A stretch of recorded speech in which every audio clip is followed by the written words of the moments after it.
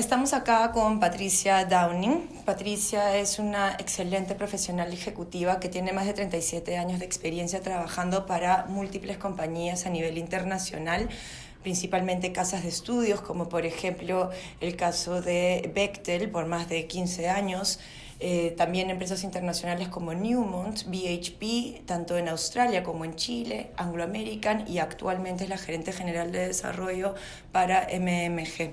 Patricia, buenos días, muchísimas gracias por todo tu tiempo y por el interés. Me interesaba mucho poder conversar contigo para que nos puedas dar también un poco la perspectiva tuya de cómo así iniciaste en el mundo de la minería y en estos años qué experiencias has podido tener. Gracias, Lucero, por esta oportunidad. Primero quisiera empezar que mi experiencia, primero antes de empezar en la minería, es en ingeniería y construcción. Entonces yo empecé eso en el 1981 y en 1993 tuve la oportunidad para ir a Chile para un proyecto que se llama Cerro Colorado. Entonces ahí fue mi primera experiencia en el rubro minero. Vale. Cuéntame, ¿cómo así te llamó la atención la minería? ¿Cómo así encontraste esta curiosidad o esta intención de poder explorar en este nuevo mundo? Primero el interés y la curiosidad es a base del tema de la ingeniería y construcción. Entonces, el reto de tener un problema que solucionar y buscar una solución y hacer proyectos grandes es donde nace la curiosidad. Entonces, o construir una planta nuclear, o construir una mina, o trabajar en un aeropuerto, todo está asociado con esa misma curiosidad. De acuerdo. ¿Y con qué panorama te encontraste? ¿Llegaste a Chile? ¿Era una realidad distinta a la que habías vivido posiblemente en otros países? Otro idioma, aparte de un proyecto muy grande, seguramente te has encontrado con ejecutivos de múltiples nacionalidades. ¿Con qué panorama fue con el que inicialmente te enfrentaste? Bueno, los proyectos, quiero primero hablar que los proyectos en los Estados Unidos, a mí el primer proyecto que me tocó fue trabajo de una planta nuclear que era un greenfield, ¿verdad? Que era de cero. Entonces era un proyecto muy grande. En ese momento era más de $3,000 millones. Entonces ya había trabajado en proyectos que son multifuncionales, que son megaproyectos. Entonces ese concepto de proyectos grandes ya venía, ¿verdad? Vale. Y el trabajo de colaboración con equipos diversos, ¿verdad? El llegar a trabajar a Chile en ese momento por la empresa internacional que estaba ahí integrada con empresas locales, ¿verdad? Ya venía con ese tipo de experiencia. Vale. Tuve la suerte de trabajar en un proyecto donde el cliente más los ingenieros locales con la empresa era muy colaborativo. Okay. No obstante, sí se notó que no habían demasiado mujeres. Entonces yo, por ejemplo, en ir a terreno, habían algunas presencias de mujeres, pero en terreno propio, que digo Cascos y Bototo, había muy pocas. Sí. Muy pocas. Sí. Y a nivel cultural, esto ¿crees que ha ido evolucionando en este país, propiamente en Chile, en los últimos 20, 30 años? La experiencia que yo tuve en Chile, en mi punto de vista, fue muy positiva. Eso no quiere decir que no hubo instantes difíciles, ¿verdad? Que eres la única persona. Pero yo encontré que la manera del trato que tuve con los compañeros, que también son técnicos, ¿verdad? Fue muy positiva. Bien. Okay. No es que el trabajo sea fácil, de acuerdo. No es que no haya condiciones de terreno que eran difíciles para mujer. A mí me gusta también ver la parte positiva de eso, ¿verdad? Entonces el conocimiento era muy importante. Bien. Porque el conocimiento abre la puerta para el respeto en común. De acuerdo. Perdón. De acuerdo, sobre todo en una industria donde tradicionalmente siempre han liderado los varones.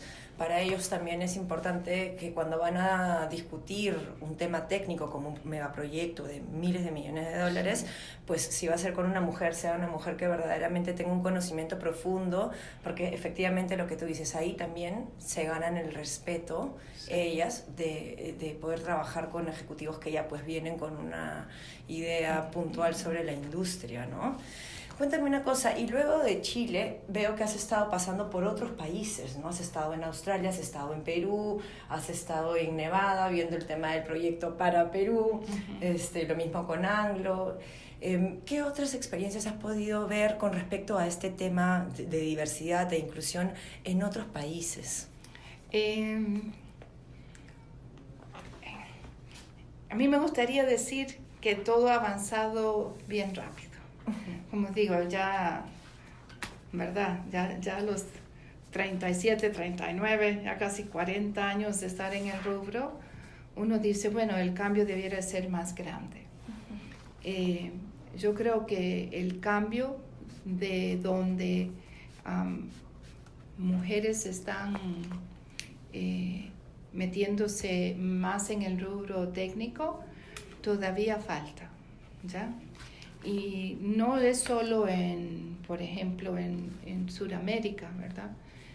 También se ve en lugares como los Estados Unidos y Australia.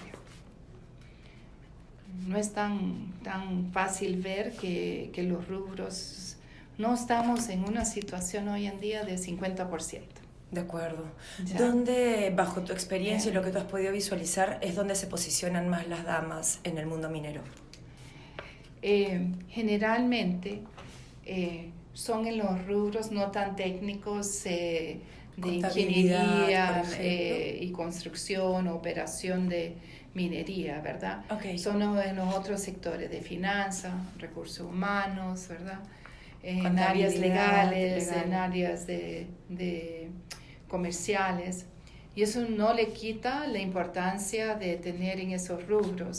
Sí es importante ver que en los rubros técnicos, sea en minería o en otros rubros, no se encuentra suficiente mujeres entrando a estudiar esos rubros.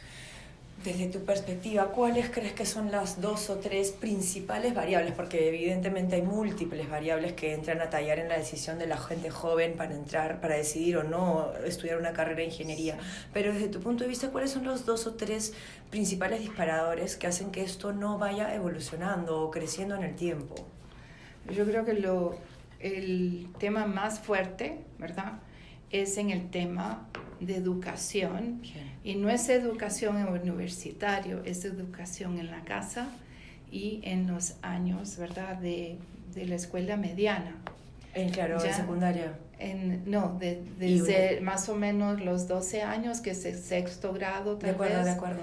Donde ahí se empieza a ver la diferencia de dónde van las mujeres, ¿verdad? De acuerdo. Y esa incentiva, especialmente en nuestros países latinos, de darle más énfasis a la mujer que estudie, a la mujer que sea más competitiva.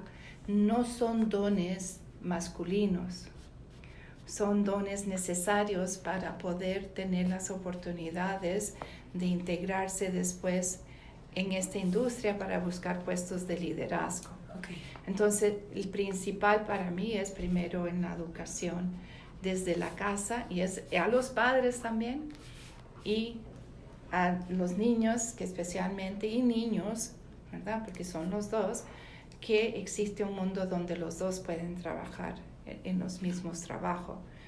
El otro tema ocurre también en las empresas, ¿verdad?, porque las empresas también tienen que tener la apertura y el liderazgo de estar comprometidos en no solo contratar mujeres, pero en mantenerlas. El tema de inclusión es muy importante.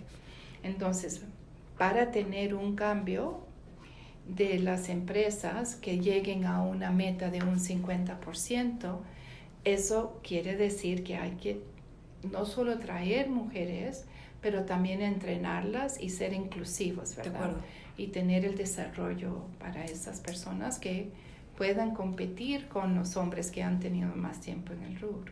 De acuerdo, ¿verdad? de acuerdo. Y también sigue ya también en el rubro de lo que yo digo son los trabajadores, ¿verdad? Los trabajadores, y en particular en aquellos donde existe una cantidad más grande de hombres, hay que educarlos también de que esto no es, y especialmente en los puestos altos, ¿verdad? Que esto no es que vengan a reemplazarlos con mujeres que no son capacitadas, ¿verdad? Esto es un tema de oportunidad de capacidad. Entonces, esos tres, ¿verdad?, frentes, mi punto es súper importante para poder llegar a cambiar.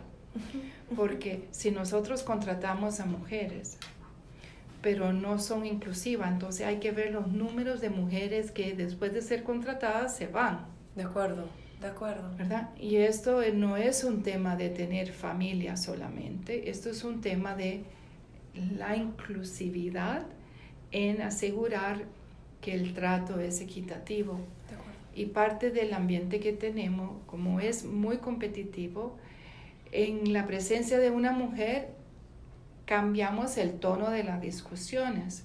Sí. ¿Entiende? Entonces, no es que lo estamos tratando de ser más femeninos, es que la conversación debe de cambiarse para que sea inclusivo. De acuerdo, de acuerdo. Bien.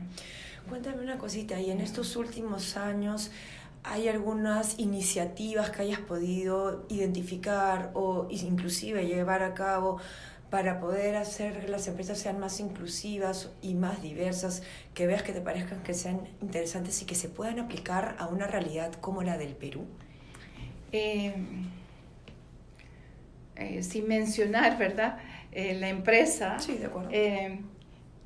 Pero el cambio viene cuando la empresa se compromete desde arriba a decir yo tengo una meta y los KPIs de los gerentes están sujetos a ese resultado. Porque desafortunadamente las prioridades se dan a base de las maneras que nos miden nuestro performance, ¿verdad? De acuerdo. Entonces ya hay varias empresas, incluyendo la empresa que yo trabajaba, ¿verdad?, que tienen metas muy firmes, ¿verdad?, de decir vamos a ir con un cierto número, ¿verdad? Ok. Y en eso es poder constantemente velar por las personas que estamos integrando y el comportamiento de los otros trabajadores. De acuerdo.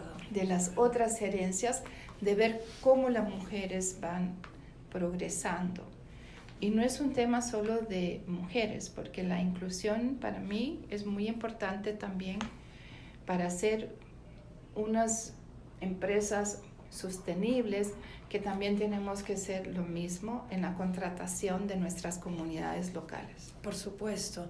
Y acá en el Perú pasa que en las comunidades están en zonas muy alejadas, donde no tienen educación y donde también las mujeres están un poco a la merced de el pueblito donde viven o los caseríos a donde viven.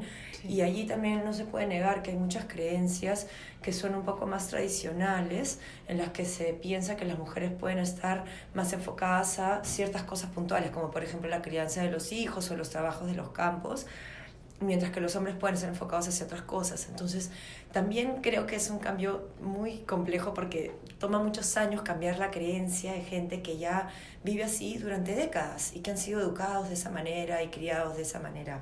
¿Te has encontrado con este tipo de brechas culturales e ideológicas en el Perú, por ejemplo? Bueno, yo creo que existe más que solo en Perú, ¿verdad? De acuerdo. Y hoy en día tenemos una herramienta que es lo que yo digo, los teléfonos, ¿verdad?, con la social media, que está cambiando el mundo. Por supuesto. ¿Ya? Entonces, aunque nosotros vamos a las zonas más remotas, muchas veces tal vez no hay agua, no hay electricidad, casi no hay nada, pero tal vez hay una batería como un celular en muchas partes. Entonces, necesitamos cambiarnos nosotros mismos y nuestra opinión. De acuerdo. y todos tenemos que contribuir al cambio. Nuestros países latinos a veces son muy centralizados en su manera de pensar, ¿verdad? Entonces, Perú un poco en Lima, por ejemplo, ¿verdad? En Chile, Santiago, ¿verdad? Y muchos de nuestros países latinos tienen ese tipo de mentalidad. De acuerdo.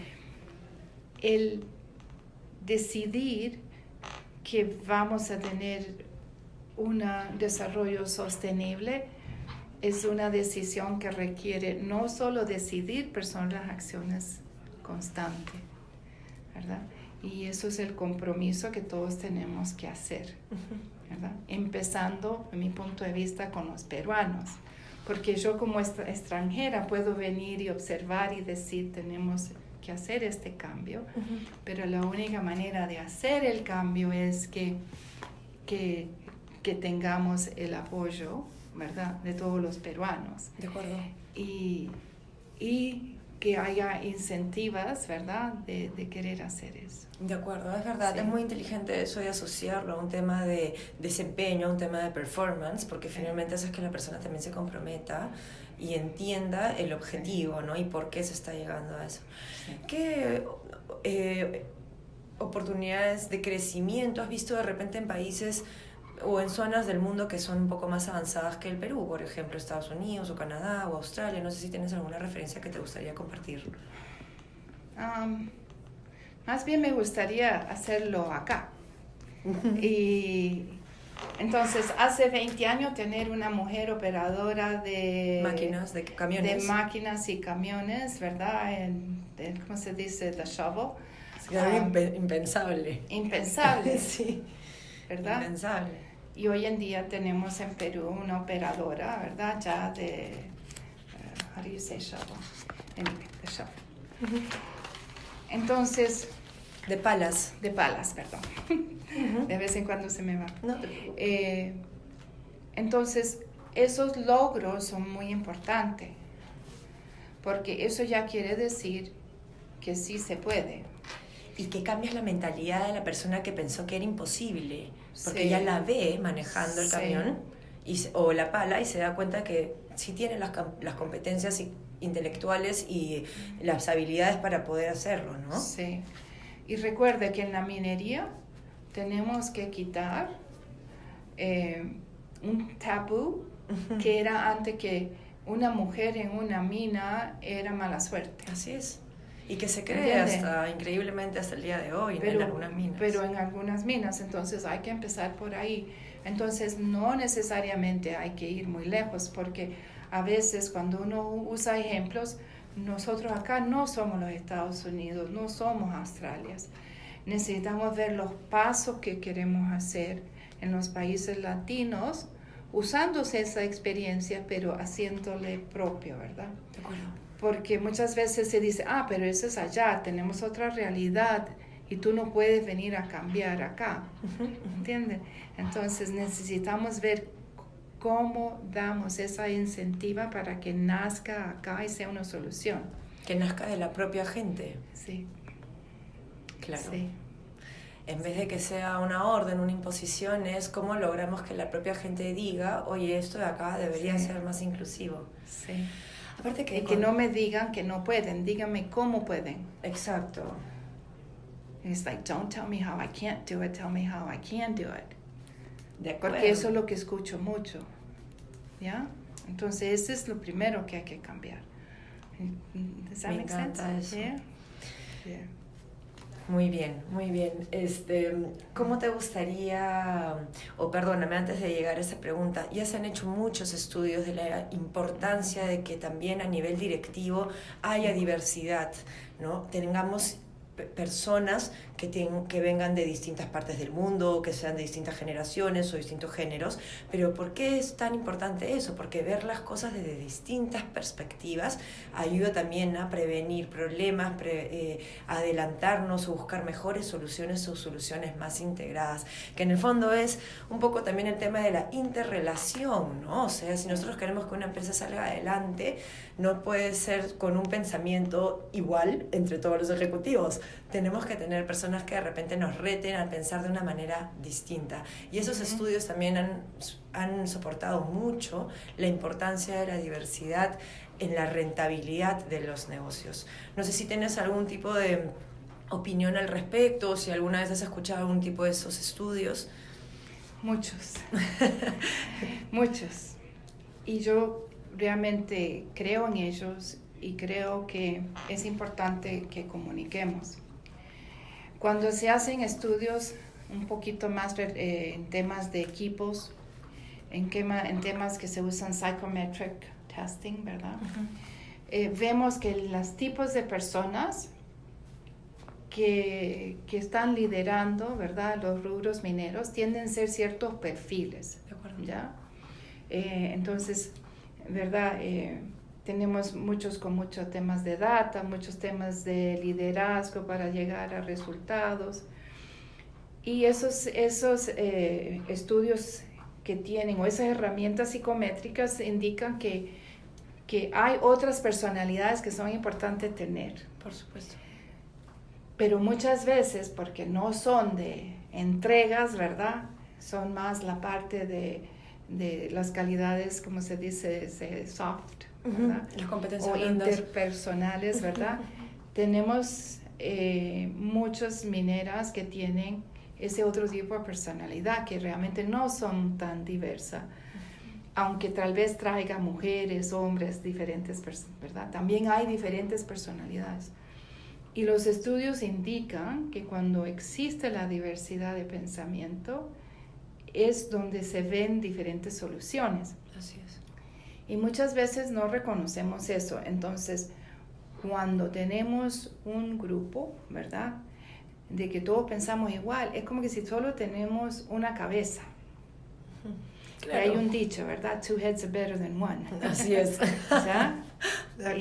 ¿Por qué? Porque el tema es ese de tener diferentes opiniones. Así es. Pero si ese grupo está con las mismas experiencias, tú sabes, todos fueron a la misma escuela, todos tienen la misma experiencia, ¿verdad?, que es tal vez nacional, o no se escucha, ¿verdad? De repente las opiniones se vuelven todas iguales. De acuerdo. No haces nada súper diferente. Exacto. Y los cambios son claves para poder evolucionar, ¿no? Entonces, y se han hecho muchos estudios, ¿verdad?, que las compañías que más tiempo han podido estar son las que se adaptan, porque hay que adaptarse sobre tiempo y hay que poder crecer, ¿verdad?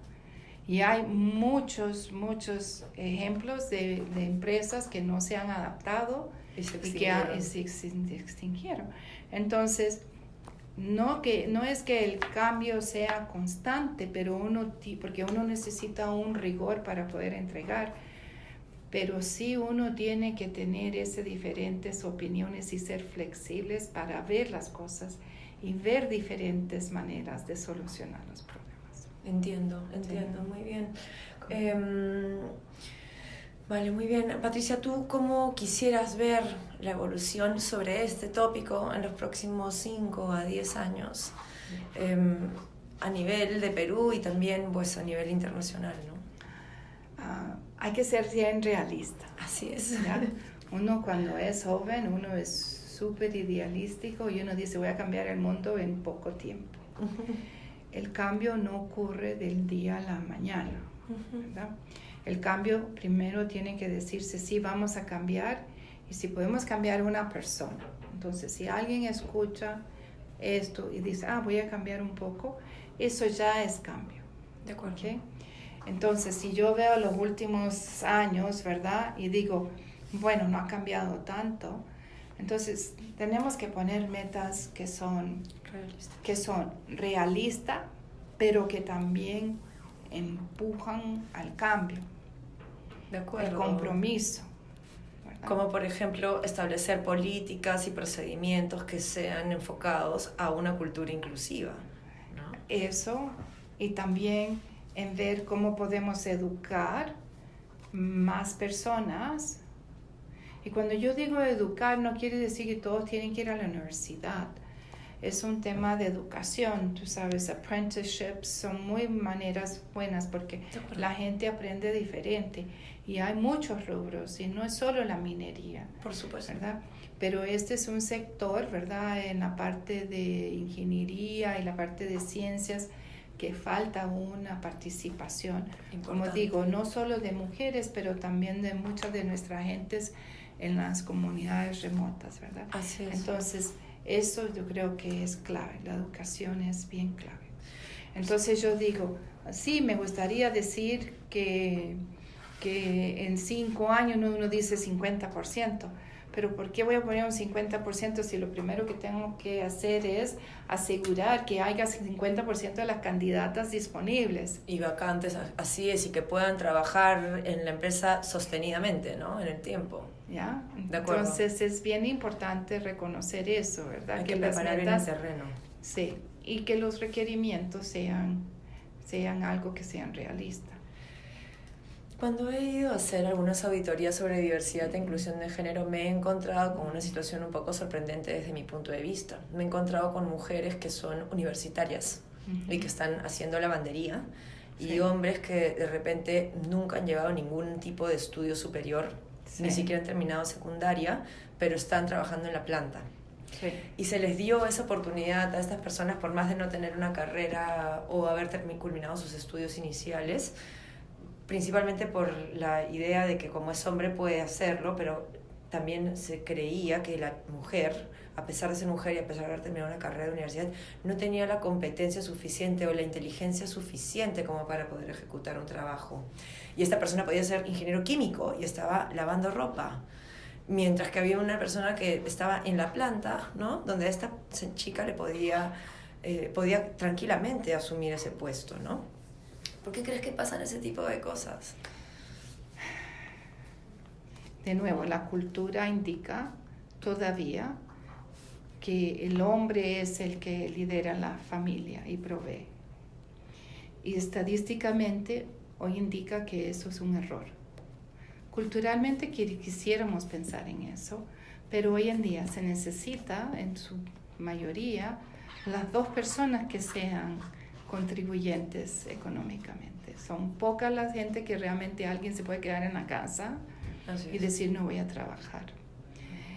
Adicionalmente, si vemos las estadísticas de divorcios, donde las mujeres, ¿verdad?, que divorciadas, que tratan de mantener familias, ¿verdad?, tienden a estar en estados de pobreza, ¿verdad?, en la mayoría. ¿Por qué? Porque no educamos a las mujeres, ¿verdad? Necesitamos también educar a que la mujer hable más y que la mujer busque ayuda, que se comunique. Ahora, la puerta tiene que estar abierta y todavía tenemos en muchos de nuestros rubros pensando sí o no contrato a una mujer primero. Y si sí va a tener familia, mucha gente no piensa que no, ¿verdad? Pero también como mujeres a veces no aplican a otros puestos pensando que todavía no conocen todo. Que tal vez si pueden entrar ahí, después le van a dar otra oportunidad. Necesitamos empoderar a las mujeres que en las conversaciones, en la búsqueda de trabajo, tengan más confianza y tengan más persistencia en también buscar esos otros puestos. De acuerdo. Y de nuevo, los gerentes que buscan a la gente también tienen que cambiar, y por eso yo digo que hay que educar primero también a la gente, las empresas, los trabajadores también. Por supuesto. ¿Bien? Porque si no, no le estamos dando la oportunidad. Pero también las personas tienen que ir y buscar diferentes oportunidades. Así y no esperar que el mundo se lo solucione en otros. Así es, que tengan más proactividad, que tengan más iniciativa, que se atrevan, ¿no? Sí. Y a veces es tomar puestos que uno dice, bueno, este puesto va a ser súper difícil, súper sacrificado, ¿verdad? Y ese es el otro tema. Estos rubros de minería no son suaves, ¿verdad? No son fáciles, al contrario. No son sin sacrificio, ¿verdad? Uno tiene que ir, tiene que estar en campamentos, tiene que viajar. Así es. Afuera de sus familias, ¿verdad? Entonces, el decidir eso es también decidir que uno tiene que buscar cuál es el compromiso, ¿verdad? Porque no se da nada sin los sacrificios. De acuerdo, de acuerdo. Veo que tienes trabajando ya más de 1 año y medio para MMG y sé que también la compañía ha tenido iniciativas muy interesantes para poder promover el tema de la inclusión y justamente los tópicos que has estado conversando, ¿no? El tema de la educación, la sensibilización y poder tener efectivamente vacantes con gente que pueda cumplir con los requisitos de la vacante, ¿no? Cuéntame un poco qué resultados han ido obteniendo a lo largo del año 2019 y buscan tener hasta el final del año 2020.